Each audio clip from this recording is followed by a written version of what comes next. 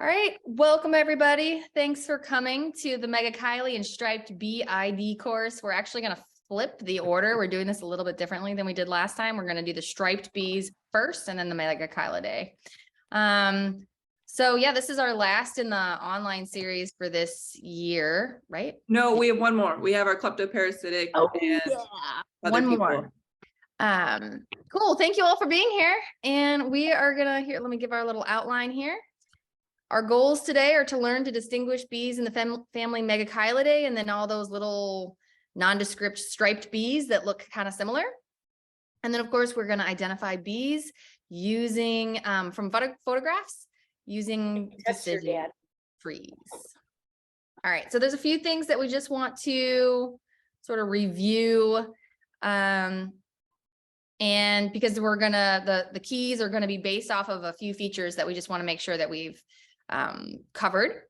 So we have three main body parts to insects, including everything in the Hymenoptera. They have heads, a thorax, which is the middle section, and the abdomen. It's easy to kind of switch the name thorax and abdomen, but just remember your thoracic cavity, if you've ever had to learn that, where your lungs are. That's essentially the same naming system.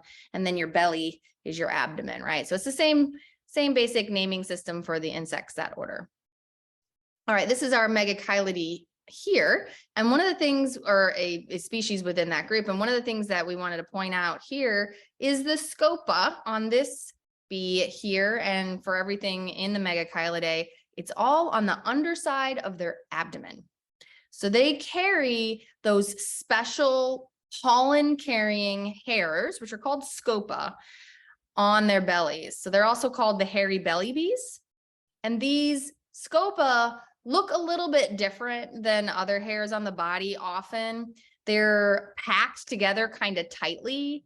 They sometimes are longer than the other hairs. Sometimes they're much, much longer than the other hair on the body. But really that dense packing into an area of hairs is the big dead giveaway. And bees carry that hair in different parts of their body.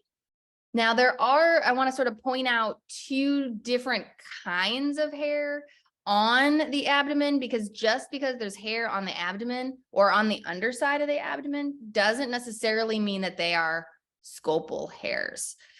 So this image here is a close-up of the abdomen of a species in the Megachilidae. And you can see these really long hairs here that are densely packed. Those are the scopal hairs. This little fringe, shorter hairs that are really highly branched down here, those are the fascia. And they, or fascia, people say it different ways. Nina probably says it a different way than I do. But those hairs are what give color bands on some species. Now, we're not usually concerned with color bands on the underside of the abdomen. I just wanted to show you the two different kinds of hair that can occur on the abdomen, okay? So when it comes to scopal hairs, we're not usually interested in the color so much, although in other keys, when you're looking at species level stuff, that can be important. But for our keys, we didn't really use scopal hair color. So it's just location. But the fascia hair, the striping hair can be important when it's on the top side, the dorsal side of the bee. All right, so let's take a look at a few different type of scopa. These are scopa on the hind legs. And this is probably the most common, at least across different genera of bees. And you can see, again, it's all packed in the femur here, nice and dense, long, not necessarily in the same angle as some of these other hairs along the body, right?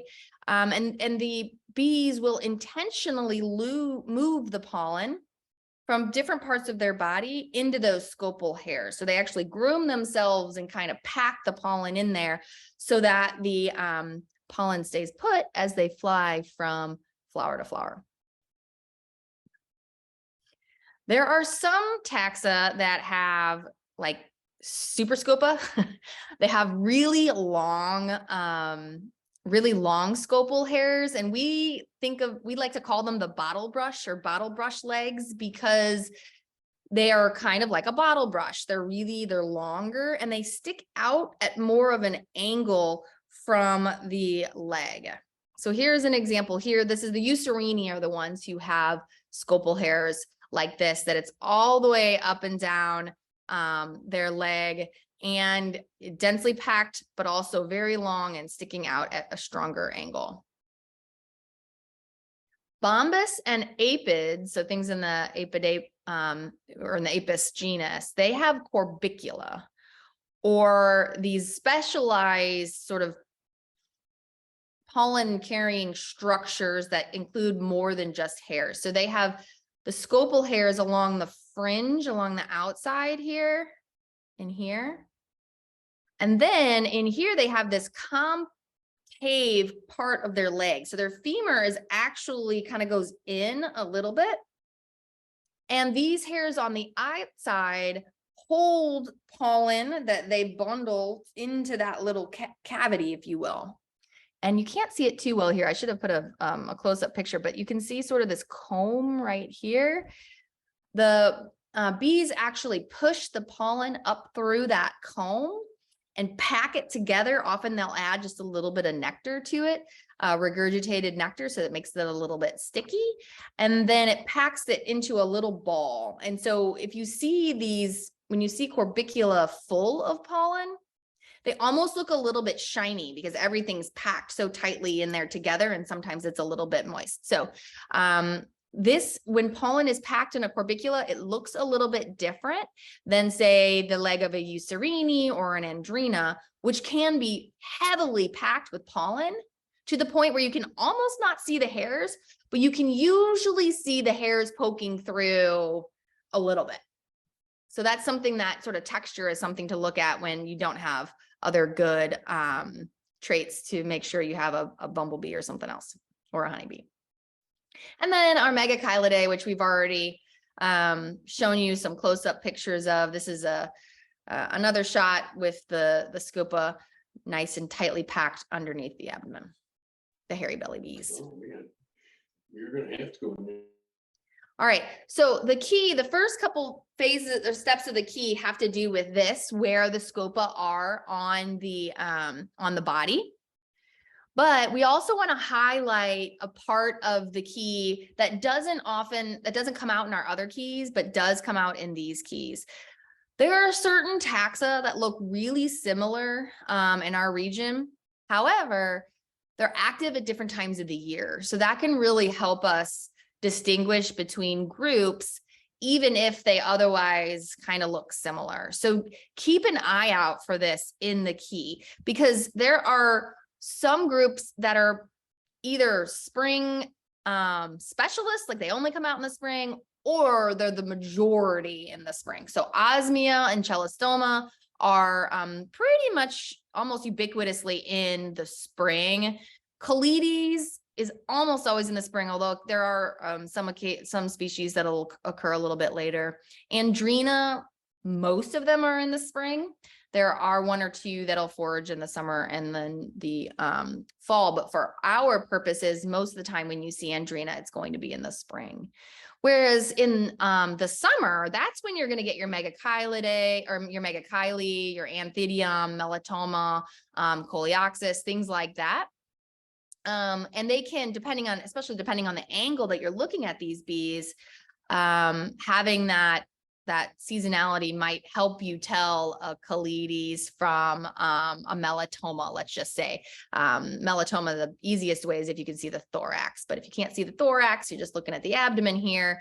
That abdomen striping pattern might look a little bit like this Calides here. So looking at that time of year can help as well. So just wanting to sort of call your attention to that within the key, because these, especially the striped bees, they can actually be a little tricky at times. All right, so the keys that we're going to use today, we are going to have a step that's within the first key, where we talk about where the Megachilidae gets pulled out early, scopa on the belly, and then everything else that we'll talk about today are going to be in this group here, in addition to the Megachilidae, those that have scopa on their hind legs. once we get to those hind legs, the Eucerini are usually pretty easy to pull out. So that's our first move, is to then say, all right, do they have really long scopa throughout their legs, and are they at an angle? Or the common name for these bees is the longhorn bees. So the males, though, are the only ones that have super long antennae. The females, sometimes they're a little bit longer, sometimes they're not, but it's a little bit harder to tell. But for the males, they're uber long. And then we are going to be into this group here. So there are striped bees that are metallic green. Those are not included in today's class. We're just focused on the ones that are the non-green striped bees, and then the dark bees we'll do later as well. So that's how this key breaks out. But we're mostly going to be spending our time in these non-green striped bee key and the Megachilidae key. So we're starting with those non-green striped bees, and I just want to, again, pull your attention to some key things on the key. Sorry for the use of key there in multiple places. So as I mentioned, some of these can be a little challenging to tell apart. The thorax pattern on our melatoma is very unique. And so that's kind of a dead giveaway. That's one of the first things that we pull out. There's only one species that looks like melatoma in our area, or that's in the melatoma genus. So we can get to that species actually pretty quickly, which is good. Everything else kind of looks like a nondescript striped small brown bee. And so we need to look a little bit more closely at some of its features. And the facial features are where we start, or our next step in this key. Andrina, I'm going to focus on them because they're different than these other two groups in that they have on the females, on the eyes, bees have 5 eyes, right? 2 big ones on the side and 3 up top. Well, along the inner part of their big eyes, Andrina have what are called facial fovea that are hairy. So facial fovea are these little concave parts, almost, we call them eyebrows, but it's like the opposite of our eyebrows. They don't come out, they kind of go right recess in, and then they have extra hair along them that are a little bit longer. So this one is more obvious than most. You can see it has sort of a really strong color patterning, and you can see the hair coming off of it here. You can also see the curve here of the indentation. So if this is the eyeball here, this indentation here is showing you the shape of that facial fovea. I always think that in the most extreme cases, when you're looking at the bee from above, it kind of looks like a hammerhead shark. You know, it has that sort of flowing kind of look. Whereas our other groups don't have that. They have sort of flat or even maybe a little bit convex, although not strongly, faces. So they don't have that indentation or those extra hairs. So Caliopsis is sort of a unique one. It has really green eyes, and it has these special markings on its face. So if you see that, that should be exciting because they're kind of rare. I've only seen a few of them. Nina's seen a lot more than I have, but they're not quite as common as some of the other species. When you see them, they are pretty much like, ooh, that looks super cool, but what's with those eyes? What's with that face? It doesn't quite look the same as everything else. Okay, so that one pops out relatively easily. I think with those two, it might be easier to have the bigger photos to show the eyes.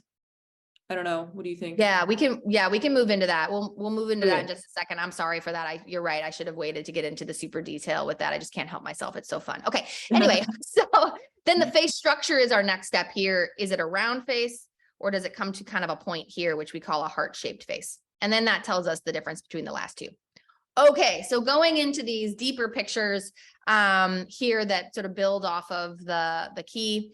These are our longhorn bees. This is a female here, a male here. You'll notice these big, long, hairy scopa or legs with those long scopa. The antennae aren't super long on this particular individual, but when you look at the males, holy cow, look at those antennae. They are super, super long. one of my favorite bees actually in the area is this common Melissodes bimaculatus. I just think it's fun. It's like this super dark black, and then it has these really light hairs on its leg, and it's just kind of dramatic looking. So that's another species that we can actually go fully to species within the Eucerini. Again, most active in the summer. They can vary a lot in size, so they can be pretty large, but also, 10 millimeters, which is not super big, but they are pretty common. Here's pictures of our furrow bees. These are the Halictus. They are super common, especially Halictus ligatus. It's one of the most common ones. This one we can actually tell to species too. We're not going to do that in the key today. This is just sort of a news you can use later kind of a thing, but they have these cool spikes on the side of their face. Right here, you can see it. That differentiates it from everything else. So the females have sort of standard leg hair, striping pattern. That's otherwise they're kind of nondescript, sort of a bronze look, somewhat dusky brown integument, and they don't have the bright green eyes or the facial Their fovea. eyes are also just kind of they're kind of standard, I would say. They're just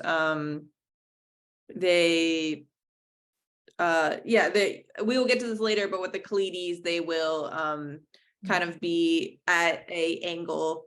Yeah. So you can see these eyes are just kind of what you normally think of as eyes, and that they're just kind of straight and parallel to each other.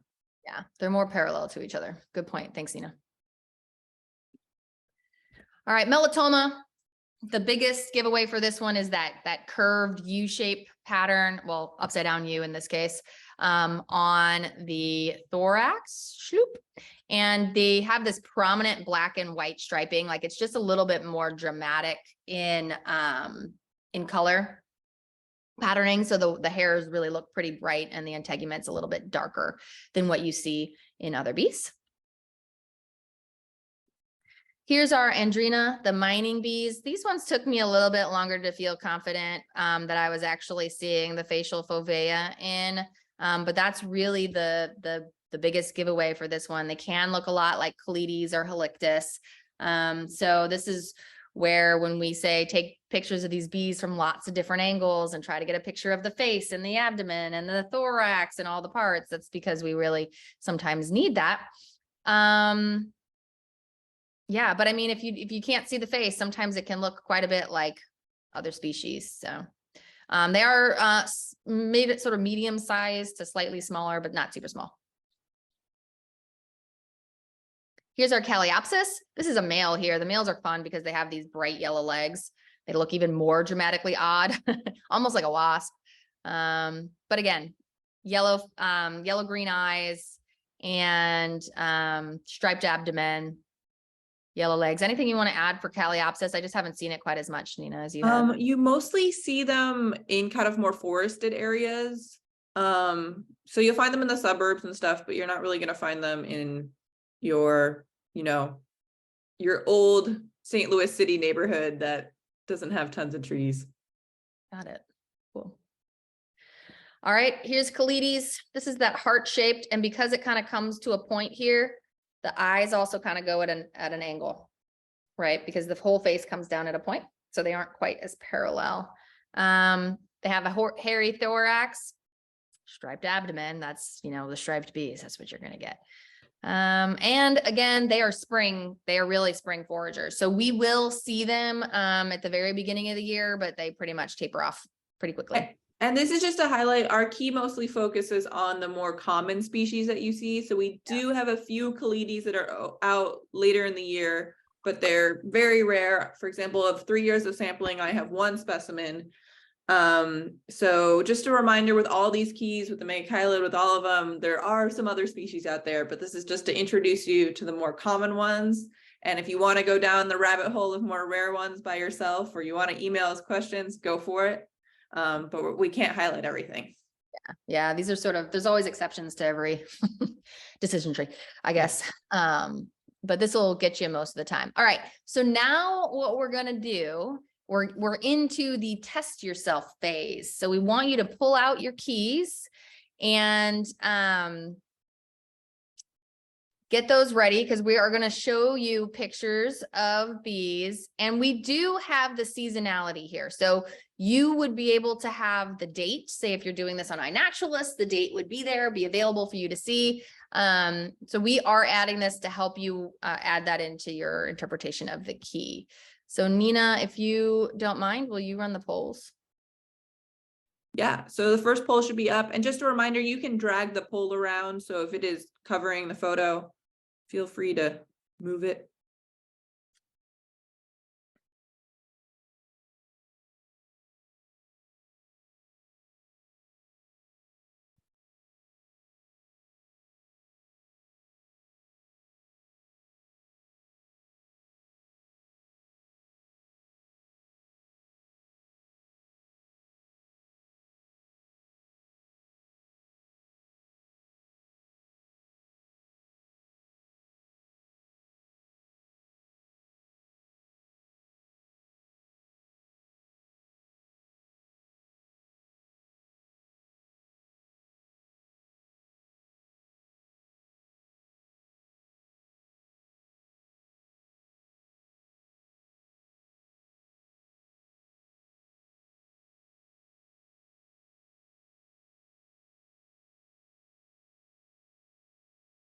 Okay, so I recommend the first thing to do is look at the Scopa. Okay, we got quite a few different answers here. We still have some coming in, so maybe we'll give it another. Yeah, we'll give it about another 10 seconds. Yeah.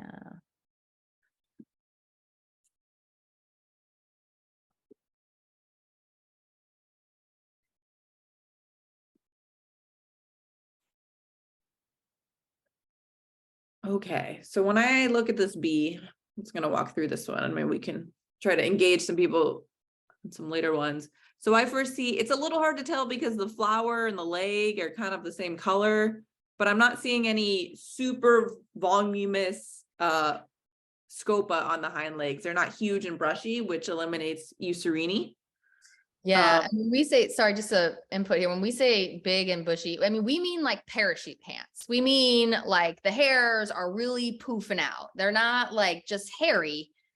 It looks like big poofy pants. You know what I mean? It's a little bit different. So these are hairy. You can see it looks like there's lots of hairs there, but it doesn't have that big poofy appearance.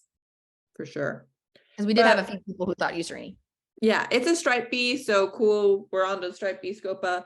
I'm not seeing we don't see any green eyes. Those eyes are black, so we know it's not going to be Calliopesis. We're also not seeing a horseshoe pattern on the thorax, so it's not Melatoma, which leaves us with Halictus, Calides, and Andrena.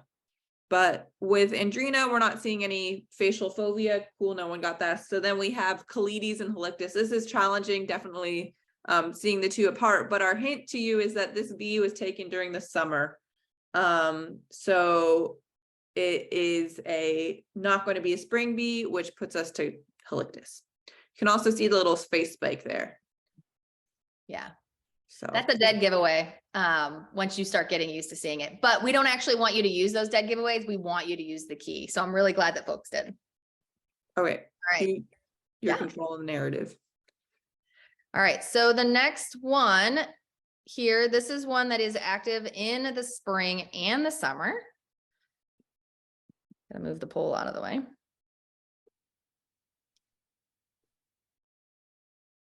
And this one has a lot of pollen, so that makes it a little challenging. Yeah, it's a little challenging. We like to push you all. We believe in you.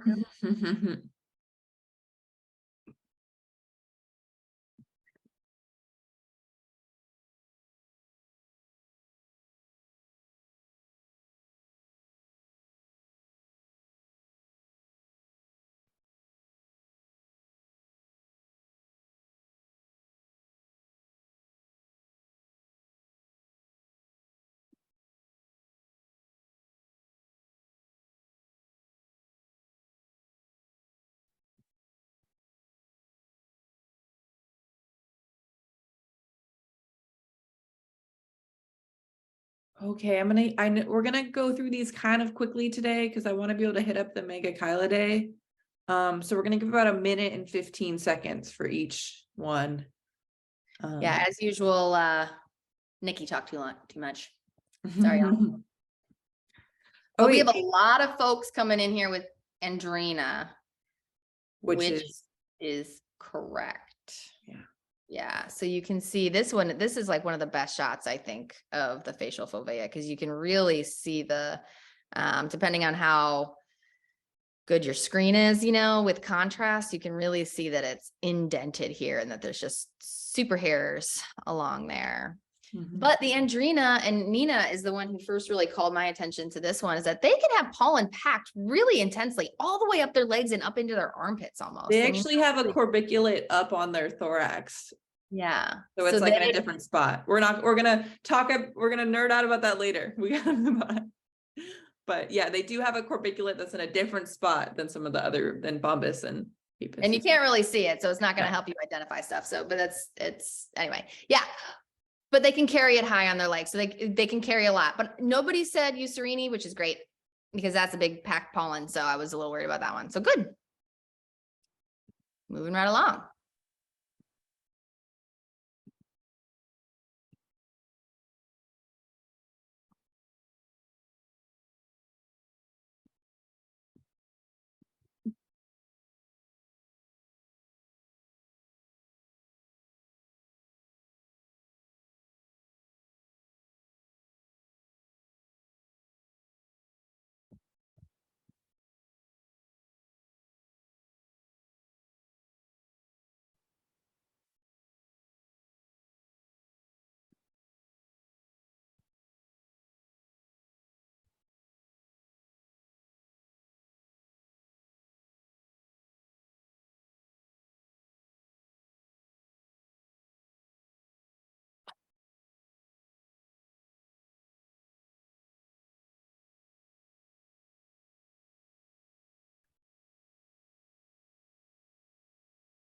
All right, we're coming in strong here.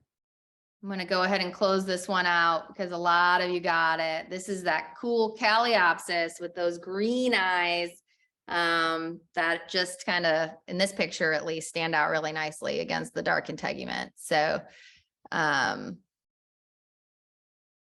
yeah, really good job on that one.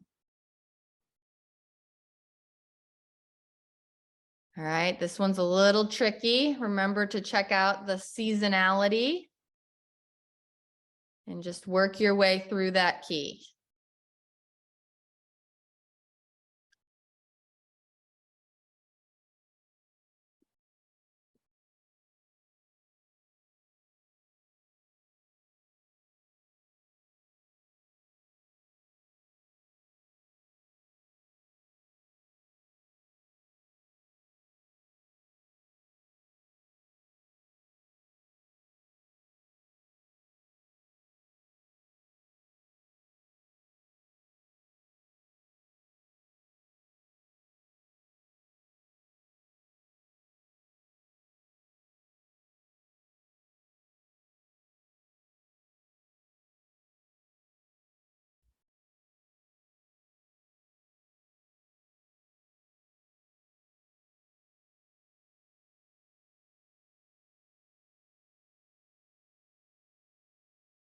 All right, good job. We have a lot of folks coming in here with Colides, which is what it is. You can tell it comes in at an angle here, just a little bit more. This is a good shot of the side of the face with the eye coming in at an angle, a little bit more heart-shaped, is covered in a lot of hair.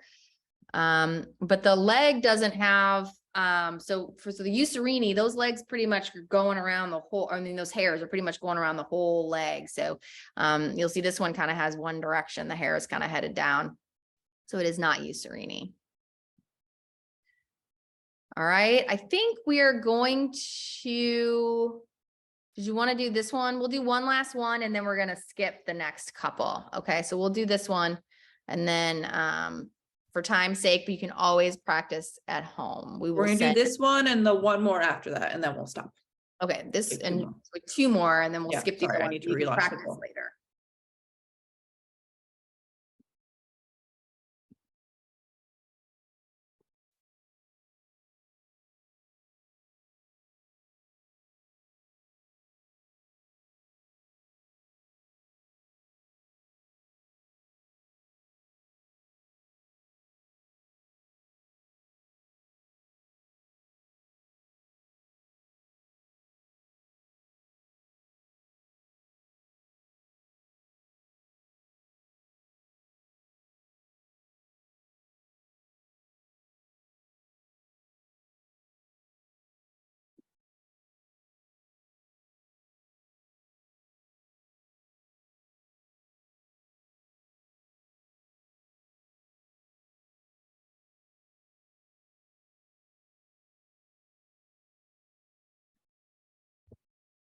All right, excellent job. Almost the vast majority of y'all said Eucerini. We did have one of each of the other ones, at least one of each of the other ones. So this is something where the Eucerini leg kind of takes a little bit of time to get used to looking at, but once you start seeing it, it really starts to jump out at you. So these hairs are going every direction, and they're sticking out at pretty strong angles. They're really long. There's no green eye, although it does, you can see some reflection here, but it's not the actual, like the color of the eye isn't a green. It's just a little bit of striping pattern in the eye. And this one can be hard because it's a striped bee, but it keys out on the other key. So it just kind of keep that in mind. But I guess when you're looking at, you know, bees that aren't through this course, they could be from any key. So that problem will alleviate itself a little bit outside the confines of this Training session. Yeah. All right. Oh yeah, one more.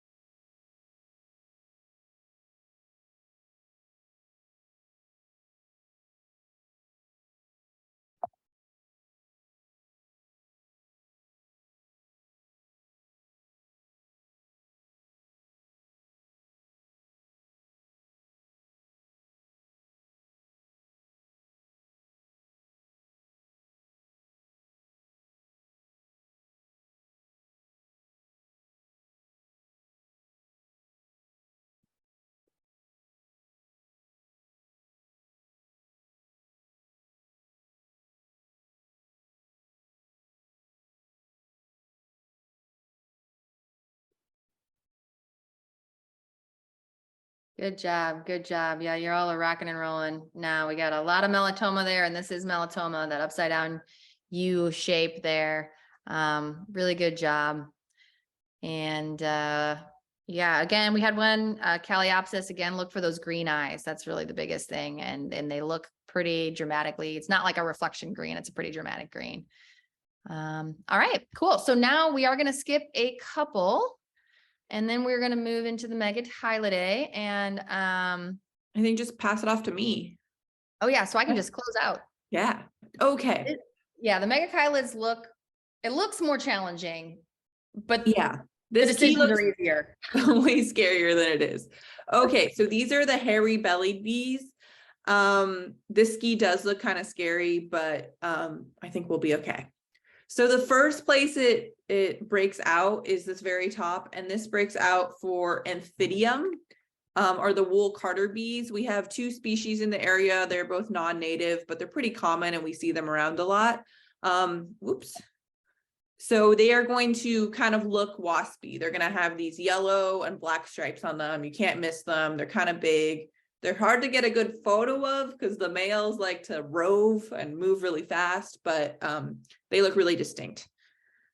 Then we have, once again, striped abdomens, but these are going to, remember, we're really looking for that hair on the underside of the abdomen, or you'll start to get a feel for the males, which look pretty similar as well, but they're going to have very distinct black and white stripes.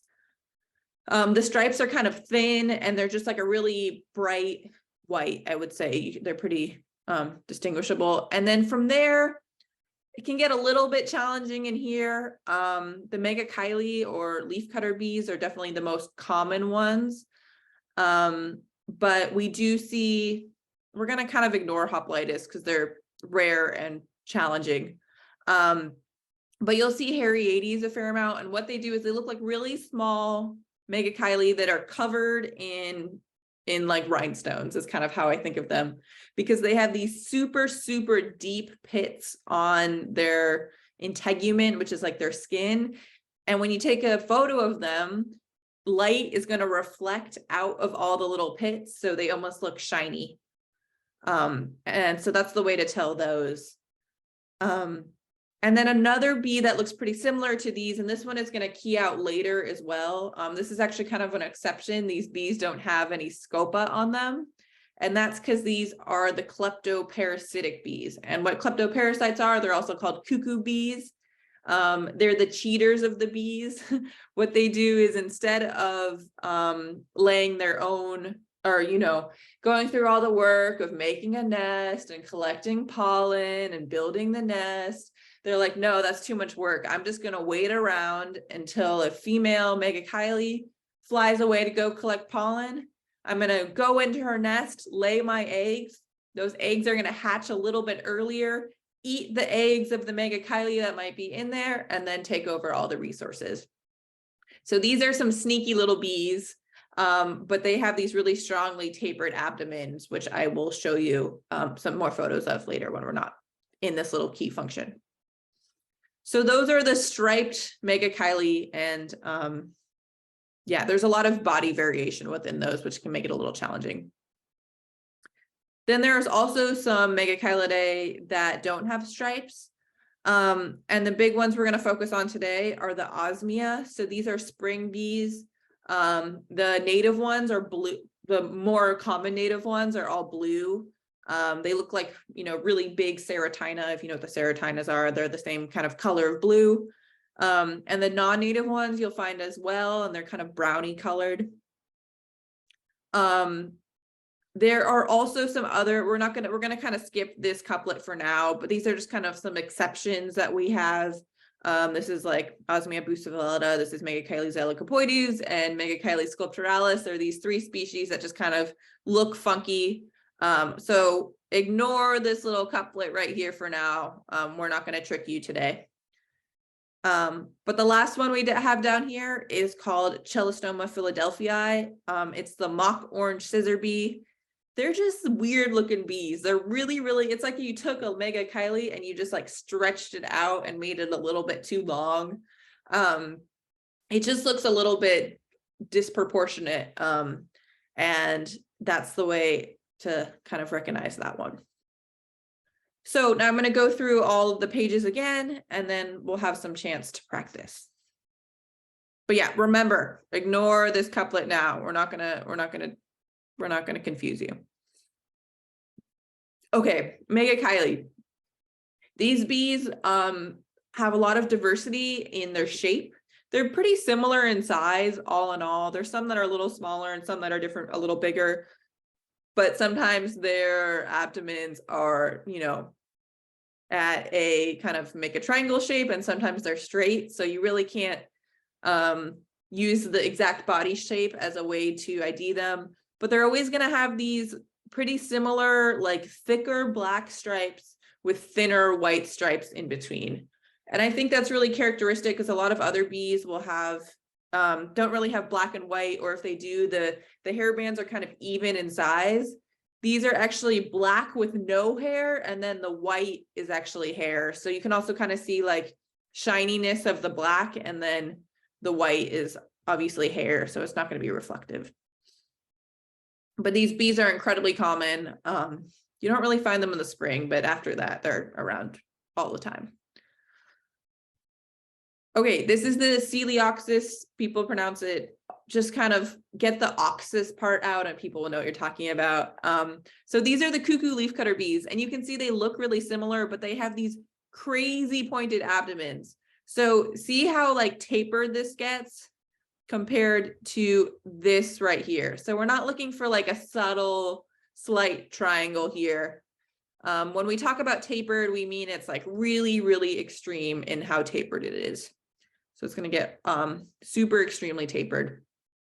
And they're also not going to have any hair really anywhere because they don't need to collect pollen. The next, so these are Hariades. These are decently common. They can be a little bit challenging to ID if you don't have a super high quality photo. It's just what it is.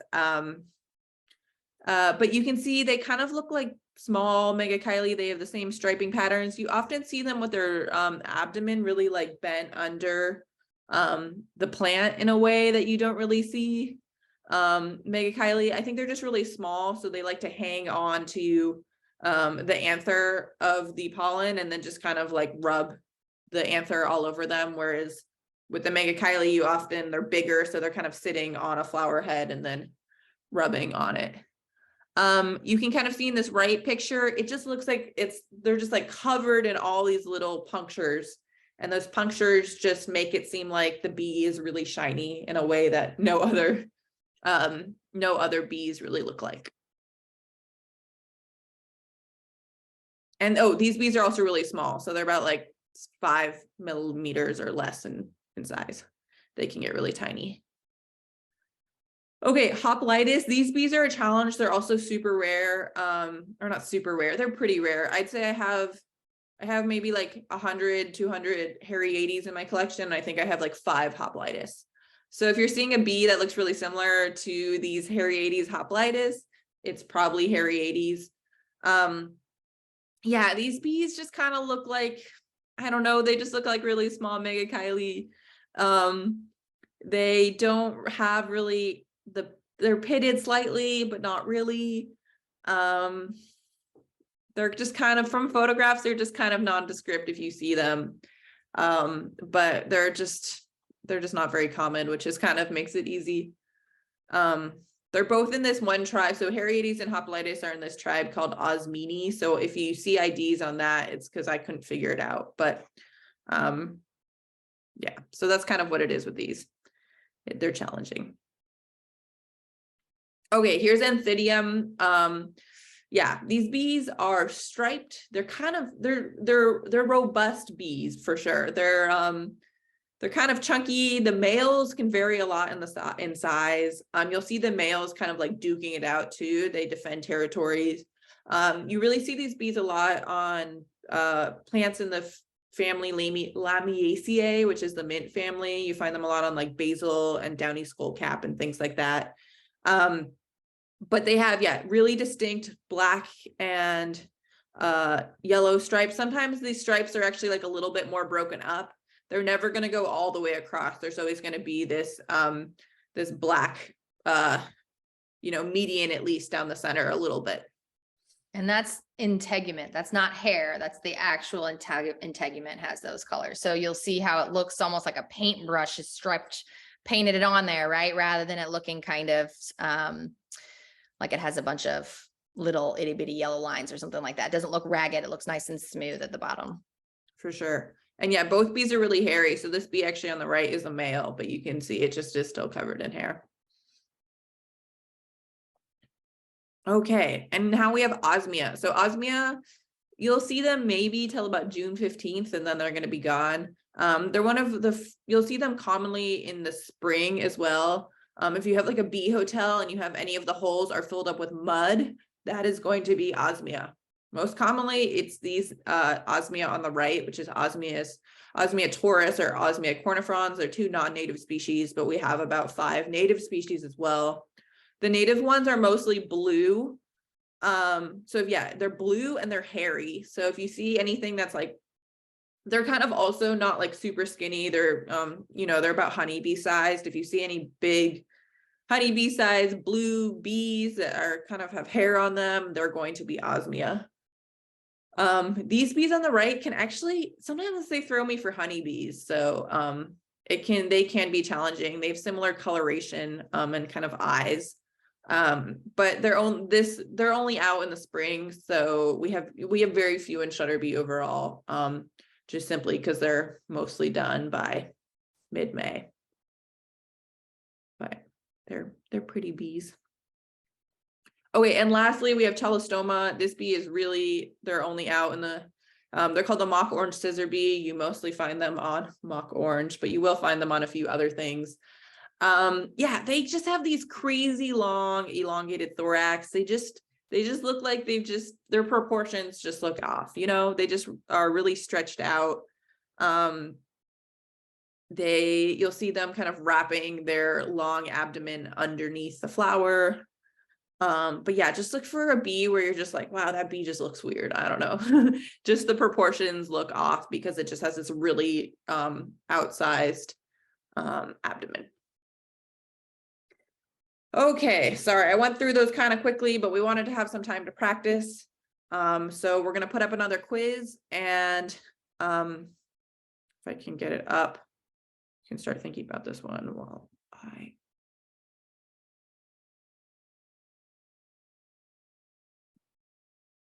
and once again, yeah, look, make sure to check out the time of year that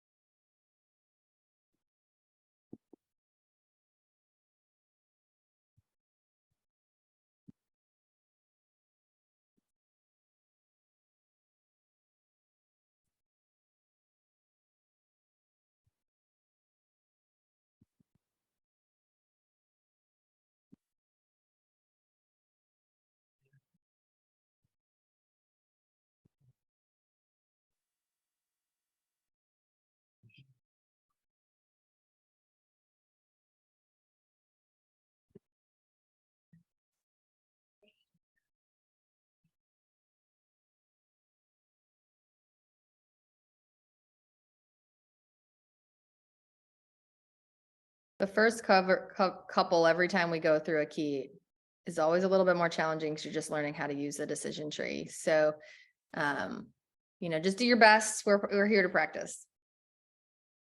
for sure. Okay, so it can be a little hard to see, but if you look very closely at the edge, you can actually see scopa or hair coming out from underneath the thorax, or sorry, the abdomen. So that is a big hint. And yeah, I will just say, so this one is, fair amount of you all got this, is Megachilidae. The most common answer otherwise was Coelioxys, and those are going to be incredibly tapered. So it's going to it's going to be a much sharper angle. I guess this is kind of like maybe like a 45-degree angle or something. The Coelioxys are just going to get I don't really know how to describe it. Just like a super acute angle, and it's just going to be a lot more tapered and long. The last segment of the tegument too looks a little bit funky. It almost looks like a little utensil or a fork or something. Like it has a very functional look to it because it is functional. It's what helps them get in and lay their eggs into the nest. So keep an eye on that. You'll start to recognize that once you see Coelioxys more, you'll see what we're talking about. Right now, it's probably very hard to imagine that, which is why we don't start there. But later, as you see more and more of these, you'll start to notice it, that that last segment is larger and shaped differently. Mm-hmm. And yeah, this is we got some hoplitis and Hariades. So this is actually kind of the wrong body shape for both of those. They're both going to be very just like parallel, I guess, throughout their body plan. So it's just going to be almost just like a little, I don't know, if you painted a grain of rice with a bunch of, black and white stripes, that's kind of the shape. It's just kind of oblong, or like, I don't know, thinking of like a Good and Plenty candy or something. It's kind of the shape of the body. Okay.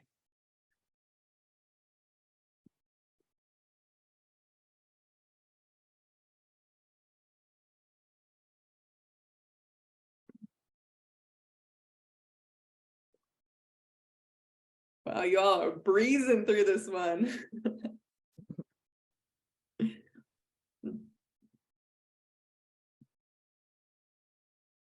Okay, I guess we just kind of talked about it. Okay, I'm gonna end it there because I got 19 people Which is responded. great.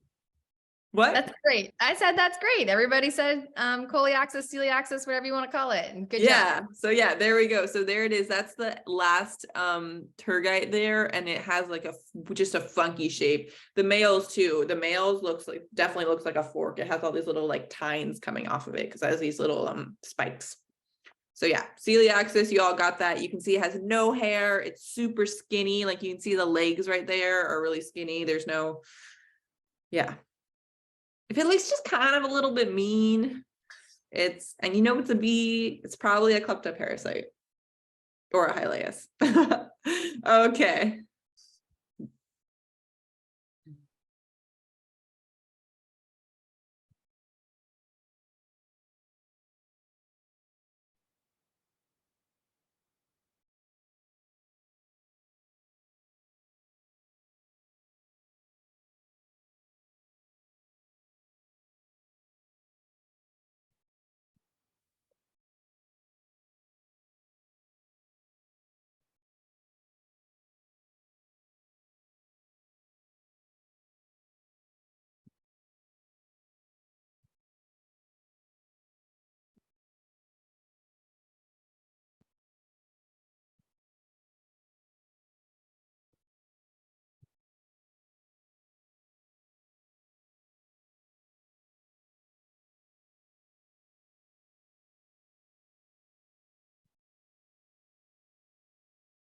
Okay, so yeah, this one, you can see it's black and white striped, so it is not going to be Anthidium. These are those little divots we were talking about. So they're, sorry, I clicked it forward. But most of you got it. So this one is Hariades. You can just see it's like absolutely covered with these super, super deep pits, and they're actually reflecting light back. So you're only seeing light coming from every single one of these pits. You can't really see size overall in this shot, obviously, but you can see that the body plan is really just kind of like parallel throughout. So it's not widening out here or anything.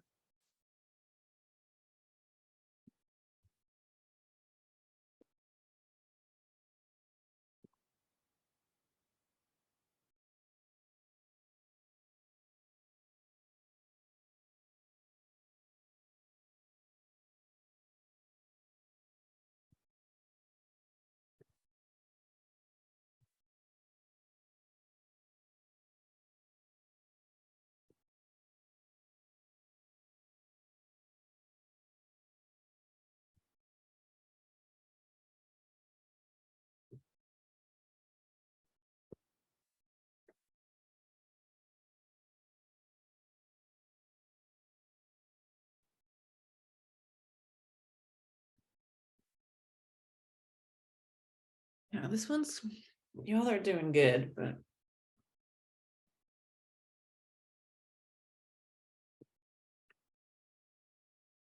so this is one of those ones where it's like, okay, we're going through the key, so you can play a little bit of mind games, be like, we just had Hariades. I wonder what this one is. But if I just had just this photo and no size contextualization or anything, and this was the only photo that I was looking at and trying to make an eye naturalist observation, I would be like, I don't know. So yeah, you all did good. This one is hoplitis, but these bees are really hard to tell. They're just like kind of small, Megachilidae looking things.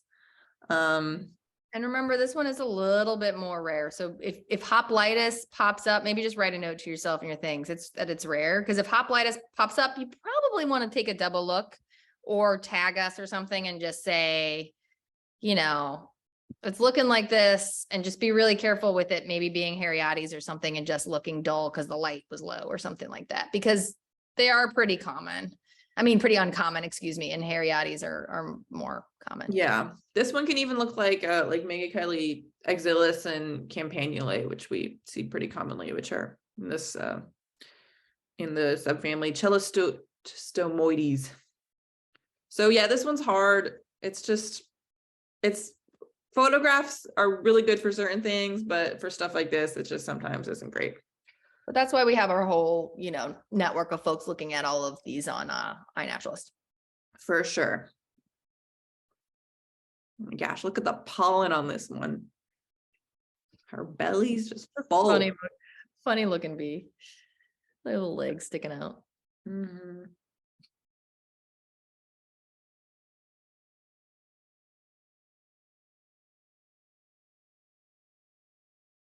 You guys are burning through this one pretty quickly too. Yeah.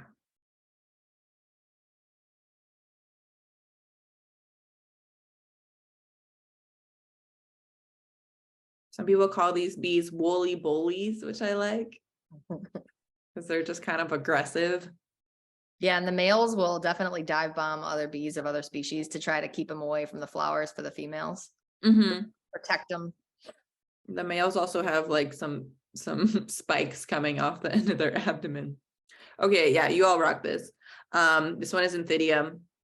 So yeah, you can see the yellow and black stripes, but with the pollen on the underside, and Anthidium every time. Those are kind of your two keys there.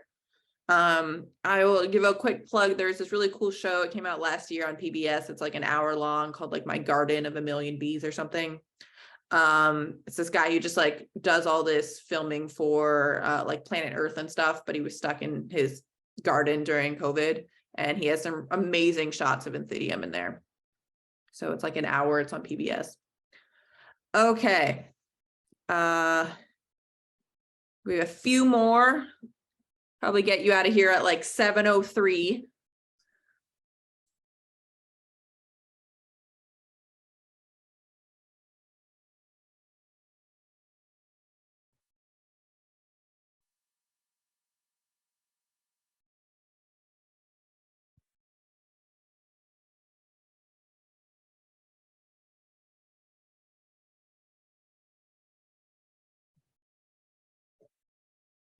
So it can be a little hard to see the scopa because it's actually black. The scopa is like under there. Some of these have orange scopa, some of them have black scopa, and some of them have white scopa. That's kind of cool.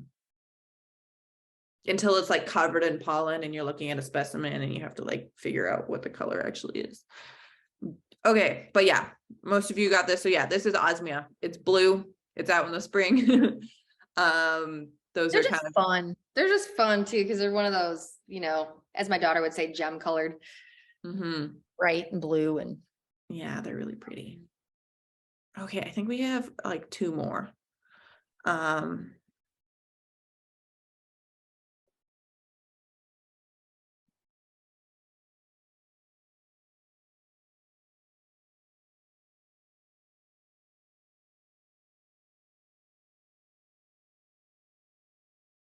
I realize this is the same photo as the guide, so oh, whoops.